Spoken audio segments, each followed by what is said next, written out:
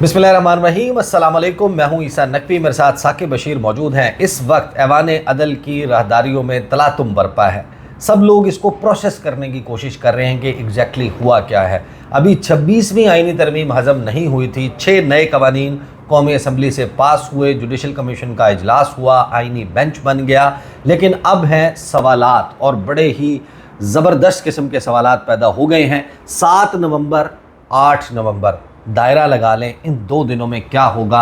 जो मामलात कमेटी के सामने आने थे, प्रैक्टिस एंड प्रोसीजर, वो कमेटी तब्दील हो गई है।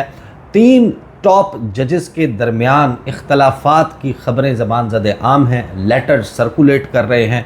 तो अब 2 अहम केसेस वो कैसे फ़िक्स होंगे। 26वीं आईनी तरमीम को चैलेंज किया गया है Lahore high court bar association की तरफ से, बलूचिस्तान से उसको चैलेंज किया गया है, जमात इस्लामी ने चैलेंज किया है, PTI ने ऐलान किया है। इसके हवाले से मुख्तलिफ़ पटिशन्स जो हैं वो अब मौजूद हैं, हाई कोर्ट्स में भी मौजूद हैं। तो जुमेरात के दिन इस पर क्या फ़ैसला होगा। दूसरा मामला, जो ATC के एंटी टेररिस्ट कोर्ट्स के जजेस हैं, उनके साथ मुलाकात होनी है नए चीफ़ जस्टिस याह्या आफरीदी की। याह्या आफरीदी साहब ने जब 2 टॉप जजेस को एंटरटेन नहीं किया प्रैक्टिस एंड प्रोसीजर कमेटी के इजलास के लिए, और 26वीं आईनी तरमीम का मामला पे फुल कोर्ट 4 नवंबर को लगाने के लिए, तो अब एक बड़ी स्ट्रॉन्ग राय सामने आ गई है कि नहीं, मामला जो है वो उस तरफ नहीं जाएगा जो हुकूमत के लिए ख़तरा पैदा हो या हुकूमत के मिजाज के मुताबिकत रखता हुआ कुछ मामला होगा। इस पर साकिब बशीर साहब से पूछेंगे। Last but not the least, 6 जजेस इस्लामाबाद हाई कोर्ट के जिन्होंने ख़त लिखा था, उनका मामला सुप्रीम जुडिशल काउंसिल में है। 8 नवंबर को उसका इजलास होने जा रहा है, और उस पर इतला ये थी कि जो मीटिंग उन जजेस के साथ जस्टिस याह्या आफरीदी की उनकी रिहाइश पर हुई, उनके घर पर हुई, उस मुलाकात को कहा गया कि खुशगवार माहौल में हुई। तो उन जजेस का मामला क्या सुप्रीम जुडिशल काउंसिल में टेकअप होगा, और जो बेशुमार रेफरेंसेस जजेस के ख़िलाफ़ आए हुए हैं, उस पर सुप्रीम जुडिशल काउंसिल क्या फ़ैसला करेगी। साकिब बशीर साहब, शुरू यहाँ से कर लेते हैं कि इख्तलाफात की बातें आई।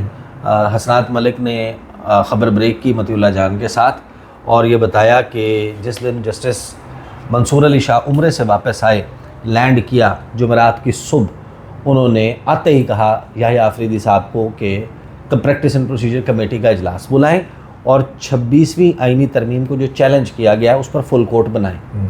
उन्होंने इजलास नहीं बुलाया। जस्टिस मुनीब अख्तर के चैम्बर में इजलास होता है, वहाँ पर ये दोनों मेजॉरिटी के साथ डिसाइड करते हैं। उसके मिनट्स रजिस्ट्रार को भिजवाए जाते हैं, कहा जाता है कॉज लिस्ट जारी करें, फुल कोर्ट में मुकदमा लगाएं, वो नहीं लगाया जाता। उसके बाद ये कहा जाता है कि मिनट्स ऑफ द मीटिंग जारी किए जाएं, वेबसाइट पर लगाए जाएं, नहीं किया जाता।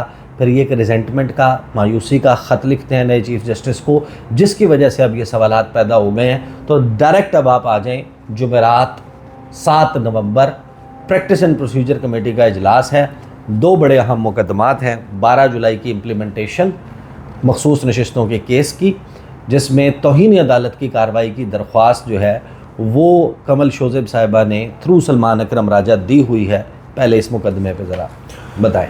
अच्छा, ये बहुत ही अहम है मुकदमा, और इस पे जो प्रैक्टिस एंड प्रोसीजर कमेटी है वो देख सकती है इस मामले को, क्योंकि ये सुप्रीम कोर्ट की एक ऑलरेडी जजमेंट है, उसकी इम्प्लीमेंटेशन का मामला है, ना कि सुप्रीम कोर्ट की उस फैसले को देखना है या रिव्यू करना है कि उसके कॉन्स्टिट्यूशनल मैटर है तो कॉन्स्टिट्यूशनल बेंच के पास जाएगा। ये एक सेपरेट इशू है। इसको सुप्रीम कोर्ट जो प्रैक्टिस एंड प्रोसीजर कमेटी है वो देख सकती है, और उस पे बेंच को भी भेज सकती है, किसी बेंच को भी मेरा ख्याल में भेज सकती है, या उसी बेंच को भी भेज दे जो 8 जजेस ऑलरेडी हैं, वो भी इसको सुन सकते हैं। क्योंकि एक बड़ा मेरा ख्याल में एक ऐसा मोड़ है जस्टिस याह्या आफरीदी के लिए, उनके बिल्कुल शुरुआत में ही, कि उन्होंने ये तय करना है कि सुप्रीम कोर्ट के फैसलों पर अमल होना है या नहीं होना। क्योंकि पहले भी हमने देखा कि 90 रोज़ इलेक्शन वाले फैसले पर अमल नहीं हुआ, फिर आगे बढ़े, जब हुकूमत ने चाहा पिछले 1.5 साल में, तो वो फिर प्रैक्टिस एंड प्रोसीजर एक्ट लेके आए।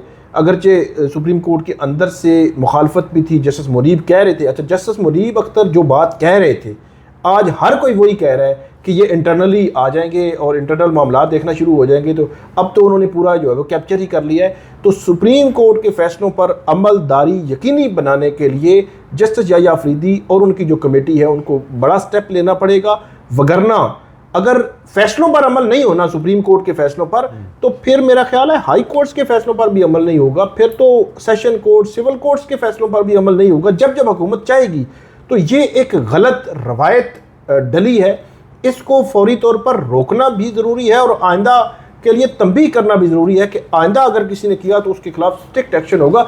ये तो अगर आप किसी अदालत के फैसले पर अमल नहीं करते तो इसका मतलब ये है कि आप पूरे सिस्टम को ख़त्म कर रहे हैं या सिस्टम को तबाह कर रहे हैं कि पूरा अदालती निज़ाम या निज़ाम इंसाफ जो है। तो इसलिए ये एक बड़ा टेस्ट केस होगा उनके लिए। सही। अब 26वीं आईनी तरमीम पर आ जाएं। अब 26वीं आईनी तरमीम जो है वो जब भी चैलेंज होनी है, अब सवाल ये पैदा हो गया कि आईनी बेंच बन चुके हैं जी, तो ये मामला आईनी बेंच के पास जाएगा। लेकिन जब आप गौर से देखते हैं तो आपको पता चलता है कि आईनी बेंच तो बाय प्रोडक्ट है 26वीं आईनी तरमीम की। अगर 26वीं आईनी तरमीम होगी तो वो आईनी बेंच होगा, लिहाजा वो ऐसा फैसला, क्योंकि कन्फ्लिक्ट ऑफ इंटरेस्ट आ गया, मफादात का टकराव है, अगर वो कोई ऐसा फैसला देते हैं तो फिर उनका तो अपना बेंच ख़त्म हो जाएगा जिसके तहत वो बना हुआ है। तो इसका जो जुडिशल रिव्यू है, जिसका पटिशन्स मुख्तलिफ आ चुकी हैं, अर्जियाँ सुप्रीम कोर्ट पहुँच चुकी हैं, वो क्या फुल कोर्ट करेगा और आईनी बेंच नहीं करेगा, फुल कोर्ट करेगा? अगर फुल कोर्ट करेगा तो वो कौन सा फुल कोर्ट होगा? क्या 26वीं आईनी तरमीम के बाद की जाने वाली मातहत लेजिस्लेशन, जिसमें जजेस की तादाद 34 कर दी गई है, 34 जजों वाला फुल कोर्ट सुनेगा, या 17 जजों का, जिसमें अभी काजी फायजी साहब रिटायर हो चुके हैं, 16 बचे हैं, 16 वाला करेगा? अच्छा, इसमें 16 जजेस हैं सुप्रीम कोर्ट में इस वक्त। तो जो इसमें बड़ा टेक्निकल मामला है, एक तो जस्टिस याह्या अफरीदी जो चीफ जस्टिस हैं, उनको जब जस्टिस मंसूर और मुनीब ने ख़त लिखा तो उन्होंने एग्री नहीं किया, प्रैक्टिस एंड प्रोसीजर कमेटी में नहीं आए, फुल कोर्ट के सामने नहीं लगने दिया। ज़ाहिर सी बात है, रजिस्ट्रार ने चीफ जस्टिस से पूछा होगा कि क्या करना है, तो रजिस्ट्रार ने उसके मुताबिक फिर कार्रवाई की होगी। तो 4 नवंबर को नहीं लगा। तो इसका मतलब ये है कि जस्टिस याह्या अफरीदी ये सोच रखते हैं कि जो लॉ ऑफ लैंड है हमने उसके अंदर रह कर ही आगे बढ़ना है। अब दूसरा सवाल कि अगर लॉ ऑफ लैंड के अंदर रहकर जो वो हमने आगे बढ़ना है, तो ये फिर प्रैक्टिस जो आईनी तरमीम के ख़िलाफ़ दरख्वास्तें सुनेगा कौन? और आईनी तरमीम के खिलाफ ऐसा भी नहीं है कि दरख्वास्तें आप साइड पे रख दें, आप जो है वो इग्नोर कर दें, इग्नोर नहीं कर सकते, रेत में बिल्कुल सर नहीं दबाया जा सकता। तो अब इसका हल, elephant in the room has to be addressed. बिल्कुल, इसका हल क्या जब हो सकता है मुमकिना तौर पर अच्छा, इसमें फिर जस्टिस याह्या अफरीदी की इनपुट भी नहीं हो सकती। अगर लॉ ऑफ लैंड की बात करें, वो जो कॉन्स्टिट्यूशनल बेंचेस की कमेटी है, अमीनुद्दीन खान, जमाल खान मंदोखेल और मोहम्मद अली मज़हर, उन्होंने ये तय करना है कि ये किसके पास जाएगा। और आगे हम देख रहे हैं कि 7 जजेस हैं, सिर्फ 7 जजेस हैं, और वो खुद ही आप कह रहे हैं कि मतलब वो खुद बेनिफिशरी भी हैं और उसी के तहत वो आए हैं। तो इस सारे तनाजुर में जो 2 पॉइंट्स जो है वो नज़र आ रहे हैं। नंबर 1 कि ये मामला जुडिशल कमीशन ऑफ पाकिस्तान के सामने जाए और वो सुप्रीम कोर्ट के 16 जजेस को आईनी बेंच डिक्लेयर करें और वो केस ये सुने, और उसमें कोई फिर किसी को कोई बेनिफिशरी है, कोई अग्रीव्ड है, जो कुछ भी है, सारे एक ही रो में आ जाएंगे। और दूसरा तरीकाकार ये है कि ये जो 3 जजेस हैं आईनी बेंचेस वाले, इनके पास जब ये केस आए तो ये 7 मेंबर बेंच या 5 मेंबर बेंच के सामने, आईनी बेंचेस के सामने ये केस लगा दें।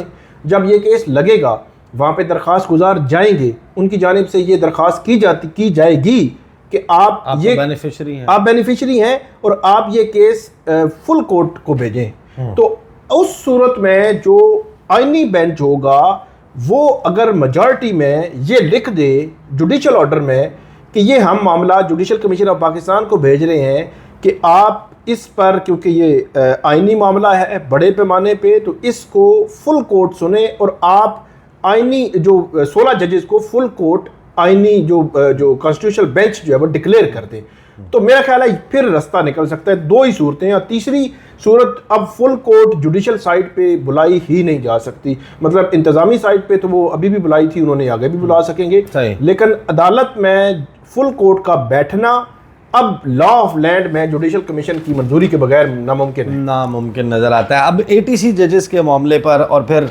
सुप्रीम जुडिशल काउंसिल, ATC जजेस जो है वो बड़ा ही मेरा ख्याल में मामला अहम इसलिए है मेरी नज़र में, जो मेरी पास कुछ इन्फॉर्मेशन है कि 9 मई के केसेस आपको पता है कि एंटी टेररिज्म कोर्ट में 25 मई के भी होंगे, 2022 से शुरू हुआ है जो केसेस पेंडिंग है। यानी कि आप किसी से पूछते हैं जाकर, सियासी लोगों से जब जाके पूछते हैं, कोई कहता है मेरे पे 30 मुकदमे हैं, कोई कहता है 45 हैं, कोई कहता है 48 हैं, कोई कहता है 54 हैं, कोई कहता है 60 है, और सारे के सारे ATA लगे हुए हैं। जब आप ATA, अब जो एंटी टेररिस्ट एक्ट है उसको पढ़ते हैं, उसमें एक टाइमलाइन दी हुई है। 4 हफ्तों में आपने जनाब वो मामला एजिटेट करना है, ट्रायल स्टार्ट करना है, इतने वक्त में ट्रायल कंक्लूड करना है, नहीं होता तो कंसर्न हाई कोर्ट को भेजना है। तो वो तो उसकी अमलदारी रिपोर्ट्स तो मुकम्मल नहीं है, तो वो लामहला इसको एड्रेस किए बगैर तो आगे बिल्कुल नहीं। जो कोर्ट्स हैं, स्पेशल कोर्ट्स हैं, एंटी टेररिज्म कोर्ट्स बनाई गई थी सिर्फ जो दहशतगर्दी के केसेस को सुनने के लिए। तो अब उसमें ये एक बड़ा ही अलमिया है हमारा कि उसमें पॉलिटिकल वर्कर्स को और पॉलिटिकली जो मोटिवेटेड केसेस बनाए गए, इसमें जिसमें 7-8 ये दहशतगर्दी की दफात लगी और उनकी तादाद कई 100 है। ये 25 मई 2022 की आपने बात की, तो 22 से 24 और 2.5 साल हो गए हैं। तो इन 2.5 सालों में कई 100 केसेस इस्लामाबाद से लेकर लाहौर तक और खैबर पख्तूनख्वा और मुख्तलिफ जगहों पे ये केसेस हुए हैं। एक तो इस क्वेश्चन को एड्रेस वो यकीनी तौर पर करेंगे। मैं 9 मई इसलिए कह रहा हूँ कि हुकूमत की जानिब से एक एतराज़ आता है कि जुडिशरी 9 मई के केसेस को आगे नहीं बढ़ने दे रही, लेकिन सहूलतकारी हो रही है। लेकिन जो फैक्ट्स हैं वो ये हैं कि प्रोसिक्यूशन भी उस तरह केस को आगे नहीं चला पा रही जिस तरह चलाया जाना चाहिए। सबसे इम्पॉर्टेंट किसी भी ट्रायल का आगे ना बढ़ने की बड़ी वजह ये होती है कि उसमें कई 100 जो है वो मुल्जिम हो और उसमें जो है वो दर्जनों के हिसाब से गवाह हों, तो फिर वो केस आगे नहीं बढ़ पाता, क्योंकि मुल्ज़िमों के भी वकीलों की एक लंबी लिस्ट होती है, फिर गवाहों पे जरा और बड़े मामलात होते हैं, तो इसलिए केसेस आगे नहीं बढ़ पाते। तो उसमें जुडिशरी का बिल्कुल भी कसूर नहीं है, उसमें प्रोसिक्यूशन के एंड पर भी कसूर है। तो ये एक हो सकता है मुमकिन तौर पर कि वो कहें कि जितने केसेस आपके पास हैं बाकी भी आप इनको बगैर किसी खौफ के, बगैर किसी मामले के मेरिट पे डिसाइड कर दें, मेरिट पे डिसाइड कर जिसको सजा देनी बनती है दे दें, जिसको नहीं बनती उसको बरी करें, उसको बरी कर दें। तो ये एक पॉसिबिलिटी हो सकती है कि उस दिन जो है वो या अफरीदी साहब कुछ सुप्रीम जुडिशल काउंसिल जुम्मा 8 नवंबर का दिन बड़ा ही अहम है। सुप्रीम जुडिशल काउंसिल से जाने से पहले जो 6 जजेस के साथ जो उनकी मुलाकात हुई थी वो चीफ जस्टिस हाउस में हुई थी। वही वक़्त था, वही तकरीबन जगह थी और वही जो है वो टाइम था, वो मतलब वो मेज़बान तब्दील था, जो मेहमान थे वही थे। ये मैं बात कर रहा हूँ 26 मार्च 2024 को एक मीटिंग हुई थी चीफ जस्टिस हाउस, एक 26 अक्टूबर 2024 को। तो उस वक़्त काजी फायज़ ईसा थे जो तल्ख यादें जिन्होंने छोड़ी, और 26 अक्टूबर वाली जो मीटिंग है उसने खुशगवार यादें छोड़ी। तो उस मीटिंग के हवाले से भी ये इतलात हैं कि उसमें 2 किस्म के पॉइंट्स जो है वो उठाए गए। एक मुदाखलत, वो आपको पता है ख़त लिखा गया था, और उस ख़त में ये लिखा गया था कि आप कोई ज़ाब्ता अखलाक बनाएं कि आइंदा से अगर कोई मुदाखलत करे तो उसको ग्रिल किया जा सके, उसको कैसे हैंडल करना है हमने जुडिशरी ने।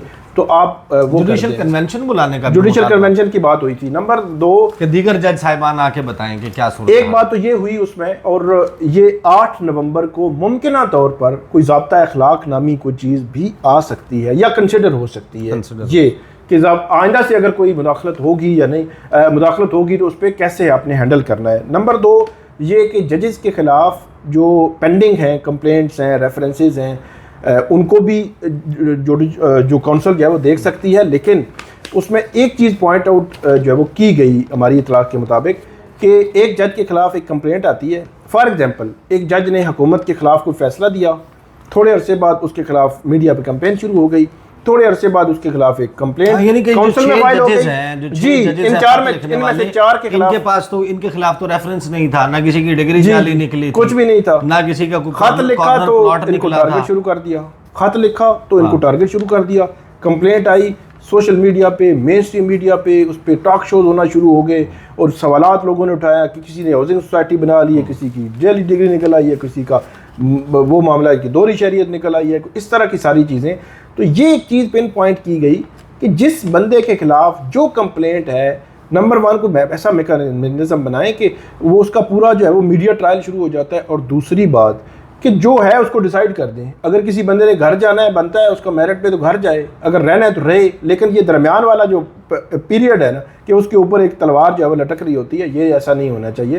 तो ये चीज़ें एड्रेस हो सकती हैं। बहरहाल मेरा ख्याल है कि पाकिस्तान की अदालती तारीख का एक बहुत ही अहम हफ्ता, अगर सबसे अहम हफ्ता ना भी कहें तो निहायत अहम हफ्ता है, जिसमें हफ्ते के दिन जब हम गुफ्तगू करेंगे, यानी कि 9 नवंबर सैटरडे, उस वक्त तक जो अभी मंजरनामे पर गर्द है वो गर्द बैठ चुकी होगी। और आपको पता है कि जब फ़िज़ा में गर्द होती है, कोई धमाका होता है, तो फौरी तौर पर औसान ख़ता हो जाते हैं लोगों के, पता नहीं चलता किसका कितना नुकसान हुआ है। जब डस्ट सेटल होती है, हवास बहाल होते हैं, फिर बंदा गौर करता है किसका कितना नुकसान हुआ, कितने लोग ज़ख्मी हैं, कितने लोग जो हैं उनको इस वक्त फौरी तिब्बी इमदाद की ज़रूरत है, और कौन से लोग जो हैं वो इस दुनिया से चल बसे। ये मैं मिसाल के तौर पर बता रहा हूँ। तो मेरा ख्याल है कि इस हफ्ते के कंक्लूड होने पर ये मामला बड़ी हद तक वाज़े हो जाएगा, ये डस्ट सेटल हो जाएगी। इस सिलसिले में गुफ्तगू जो है वो आप लोगों के साथ जारी रहेगी। अब तक के लिए इतना ही, इजाज़त दीजिए, अल्लाह हाफ़िज़।